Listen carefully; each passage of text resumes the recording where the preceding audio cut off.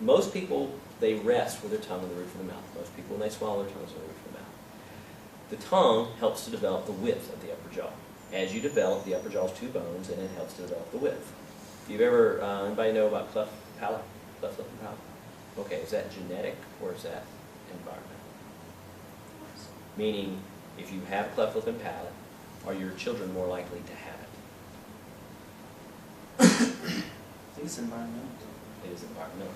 It's environmental. It has to do with 2 palatal shells fusing together, and the tongue needs to migrate down at the right time. If it does not, if the tongue is still up in the roof of the mouth, the palatal shells do not fuse. It has nothing to do with genetics. It has everything to do with environment, what's going on in the environment of the mouth. Now, tongue normally is in the roof of the mouth and helps to develop the width of the upper jaw. If someone has a low tongue posture, you'll see a big lower arch and you'll see a narrow upper arch. If somebody has a more anterior tongue posture, and there's variations in this. I mean, when I say, you tongue touch your teeth, they may rest there, but when someone puts enough force on their teeth and it outweighs their lips pulling back, the teeth will move forward and you'll see space. It's rare that we see space. When we do see space, we automatically know there's an imbalance of force. Most people develop crowding over time, not space. And in her particular situation, she rests her tongue between her anterior teeth. So when I got her bite closed, she would bite on her tongue, and she rested it there all the time. And her tongue moved her teeth over time back open. So whenever we treat anterior open bite cases, one of the things we have to look at is what's the environment in the mouth, what's the soft tissue forces on the teeth. Because the tooth doesn't know where the force is coming from, they just know there's a force on it. It remodels bone. And whether it's an orthodontic appliance or a tongue or lip or cheek or thumb or anything else, teeth are going to move. So in her particular situation, we were going back to close this, and I told the dad, look, we got to wait until she's completely done her off, because I'm thinking surgery, because we got an open bite case and she's open back up, and this is surely skeletal. We got a problem here. Well, when I did my analysis, I looked at it and I said, you know what? She really has not changed from the time that I finished her to where she is now. Her vertical part hasn't changed, but her teeth have done this. And so I looked at it and I said, well, you know what? I think if I detorque those, and I think if we work on this tongue issue, then we should be able to close that and keep it closed. But by God, I was going to move those back teeth up while I was doing it, because a little bit of this, a little bit of that. So and on her, basically we used some anchors to intrude the back teeth, and I changed the inclination of those incisors, and she worked on changing her tongue posture. Now, how many people have habits they want to change? Okay, we all have habits we want to change. If you have a subconscious habit, how do you change it? If you're doing it all the time, you do it when you're not thinking about it, how do you change it? Well, if you want to change a subconscious habit, you have to make it a conscious habit. When you were potty trained years ago, you didn't think about it. You had the urge to go to the bathroom, you went to the bathroom. It was only after your parents said, did you go to the bathroom yet? Did you go to the bathroom yet? Did you drink that? Did you go to the bathroom yet? We're getting ready to get in the car. Did you go to the bathroom yet? They brought it up. They associated that urge with the thought process, the consequence, they made it a conscious thought. Then you were able to change that habit. To change something like a swallowing pattern that you do thousands of times a day, your entire life, you have to set up reminders for yourself. Every time a commercial comes on TV, you think about where your tongue is. You can change it once you think about it. But after you change it enough, then you just start to do that. It becomes a habit. And she was able to change that. And I can tell you she's been out now for a year, and she's staying perfectly sound. Whereas it took less than that the first time. So this is basically where she is with the braces off. Here's another patient, and this I've only got a couple more, and I'll wrap this up. I know it's probably about time. In this particular case, she's got an open bite over here. Guess what's sticking right out there? Tongue. Sometimes people stick it over the side, they'll stick it over. Now, why didn't those teeth come down? Genetically, were they determined not to come down? No. Everything else that comes down to it runs into something. And guess what? They ran into something. They just ran into her tongue. They didn't know what force it was. They just ran into something stopped. So with her, basically, we put braces on, and we moved the teeth, and then the tongue kind of migrated. We didn't do any special exercises or training. Basically, just close and bite, and magically that was fixed. But she's missing 2 teeth up top. She's got a recessive lip profile. That is not a profile I want to pick out teeth on. And we take a look. Her front teeth fit together pretty good. We go through treatment, and And I kind of mentioned to the mom, well, hey, maybe we can use these anchors, and we get to this point, and I'm pretty much done. You know, we've been in treatment for about 2 years. Home bite's closed, everything's good. You know, everything's fitting together good. I'm like, all right, well, we're pretty much done. It won't be much longer. And she's like, well, you know, you kind of said something about those anchors. Is there a way for us to close that space? I'm like, well, yeah, it's probably gonna take us another year. We've got $500 in anchors. How much does that implant cost? May I remember? $3,500. Y'all can fight over it. It's the last one. Okay, 3,500 times 2. That's $7,000. That's $7,000. You know, mom doesn't want to have implants. You do implants. That implant may last the rest of her life. Put the crown on top of it, 10, 15 years. She's going to have that crown replaced. What's that crown going to cost? About $1,000. Actually, $1,500 when you do it over an implant. But the reality of it is that there's going to be ongoing cost and not natural teeth in there. So the mom wants to close it.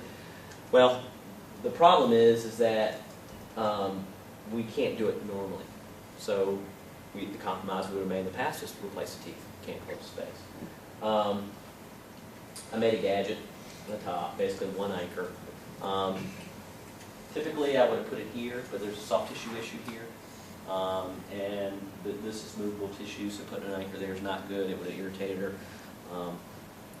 Learned that the hard way. So we actually put one on the roof of her mouth, made a gadget, indirect appliance. This spring is pushing this tooth forward. We take this one out, spring pushes this forward. We end up putting springs on the outside, and over time, space is closing. There's not even a wire that connects these. These are independent. Yes, ma'am. Would that anchor affect your speech at all? No. We put gadgets in people's mouths all the time, and it does affect their speech temporarily, and then they learn. When you have a retainer, you put it in. Anybody put a retainer in? You can't say your S's, because S's are the air escaping over your tongue, between your tongue and your mouth. And you got something thicker up there, and it takes you a while of having it in before you can actually talk with it. You know, yes, we put stuff in people's mouths, and they may take some getting used to, but you know, people are amazing. They overcome a lot, and you know, I mean, I would be scared as hell to have something like that put in my mouth. I mean, put a screw and do what? I mean, but the reality of it is that we were able to push these teeth forward, close the space, not use the anterior teeth. So we didn't get any more lip retraction on the top than where she started. This is the day we took it out, little red spot here, fills bone, fills in. That anchor is 7 millimeters long and 1.5 millimeters in diameter. But basically, I've got a little bit of space to close. You know, we just took the appliance out, put a light wire in, repositioned the brackets, and basically we get her finished up in probably 6 months or less. Yes, sir. How much, you said this anchor's been around for about 5 to 7 years, right? Yes. How much have they changed in that time span? Well, everybody's got their own anchors out there now, okay? And the reality of it is that once you come up with a good concept, there's going to be a lot of people working. And bone anchors have been, I mean, bone screws have been around forever. I mean, well, not forever, but they've been doing orthodontic surgery, and they put screws and plates and lag screws in, and orthopedic surgeons use all kind of screws. I mean, they've been screws and bones forever, but putting one in from the outside to the inside and using it for orthodontics, that hasn't been around all that long. And the first ones were basically just screws that were used for other things that they adapted and put it in and said, wow, let's put a tissue collar on it and see how that works. And, you know, you can do anything to a rat or rabbit, you know, it takes a little time for it to do a human. But the anchors, there's some different designs. The first slide I kind of just went through, I didn't go over it, but there's some different designs of how the blades are cut and whether the tip is cutting or non-cutting and whether you pre-drill it or not drill it. But basically, I don't pre-drill, I go right in. It's just like the wood screw. The threads are symmetrical, the bone gets tighter around it. It's not actually ankylosed, or the bone, it's not fused to it, but it's so closely adapted to the anchor, the titanium, that it's solid. But the way that the screw is formed, you have mechanical force. When you twist it, it backs it out. So a screw, unlike an implant, when you put an implant in, the bone grows up, it's got lots of little bumps and ridges on it, and the bone locks it, that thing ain't coming out. And you have to cut it out. But a screw is mechanically designed to go in and come back out, and the bone does, and it's polished, so the bone doesn't actually fuse to it. Yes, sir. can you put an anchor in right now and then hook it up and pull force on it, or do you have to put it in and wait a few days, or? No, actually, when I first started doing them, that was when I first started doing them, the oral surgeon put the first ones in for me, until I realized that where he was putting them might have been easy for him, but it made my life a living hell. Those ones in the back, the tissue would grow over it, and I couldn't get to them, and I realized and went to lectures and all this, because, you know, if I'm going to be doing these things, I want to know as much as there is to know. But I was the only one. Virtually, my brother usually doesn't do them. I don't know who in Anderson does them. There's a new orthodontist, the one that bought Dr. Street's practice, and I think she's probably done some in her residency. But they, you know, I've been doing them for a while, but it may seem like I do a lot of them.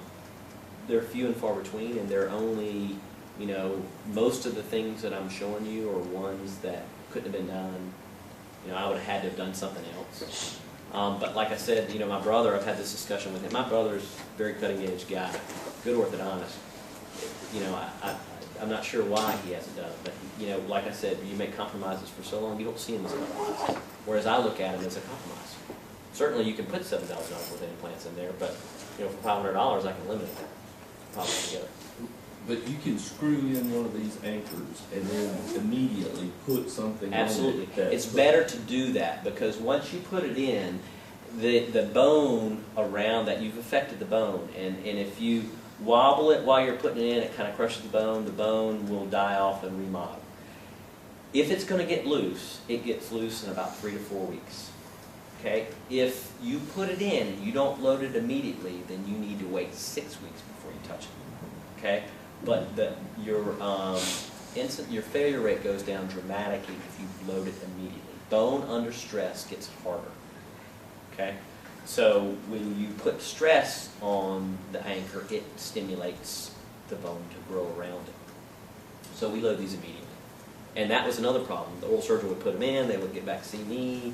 There's certain areas of the bone that are denser than others, so you have higher failure rates in the posterior maxillary, you know, versus the mandible. Yes, ma'am. Now, you said, do you use Novocaine for this? Because you said, I forgot what you were talking about earlier, where you said you used a really tiny needle, but apparently, I mean, you have to have some sort of... I have, there's different types of topicals out there. Topical that I use is called TAC. It's very strong. And it is, I use it when I do the laser to remove some excess gum tissue. I don't give any injections for that. I just use the TAC. Okay? I would not feel comfortable putting a screw in somebody without the anesthetic. Whether they can feel it or not, I don't want to have any question in my mind. If I'm using a laser and they raise a hand, I stop. We put some more TAC on there, wait a minute, go back at it. But I don't want to have to inject everywhere on them. You know, if I'm doing this, I mean, you know, pallets, you know, shots in the palate hurt no matter what, because the tissue's so tight. But if you put it, you know, here or here, which is where we mostly put them, basically I put some topical on there, and then I've got the smallest gauge needle, and I just do, I mean, it's a shame. We got a big cartridge like this, and I mean, that much of it, and then we throw it away. But the tissue will balloon up, looks like a mosquito bite, and then I can immediately put it in, because the only tissue I'm numbing is right there where that anchor's going in. The bone doesn't feel. I want the teeth to not be numb. I want them to feel if they've got pressure on the tooth, because I know I need to redirect it or move it somewhere else. Yes, sir. So you put all the implants in now that you need? I put them all in now, yes. Okay. Because what I learned was that the reality of it is, you know, there's nothing magical about the anchor. It is a tool that I use, and it is an integral part of my mechanics. And the oral surgeon, when I would send it to him and say, I need you to put an anchor here for me to do the orthodontics, he doesn't know how to do the orthodontic part of it. He knows how to do the surgical part. So the reality of it is he may look at it and go, well, that's not a good, I'm going to put it here. That's not a good site. I'm going to put it here. You know, the first site may be pretty obvious where to put it. The second site may not be. And so he may put it, and I can tell you, a lot of the first ones he put up in here. And guess what? The tissue irritated, grew over, it was a problem. They've got to be attached gingiva, or they've got to be right at the zone of attachment. And right here is a problem, because this is movable tissue. So if I'd have put it there, which is where I wanted to, so I could pull directly from it, and not have slipped any anchorage here at all,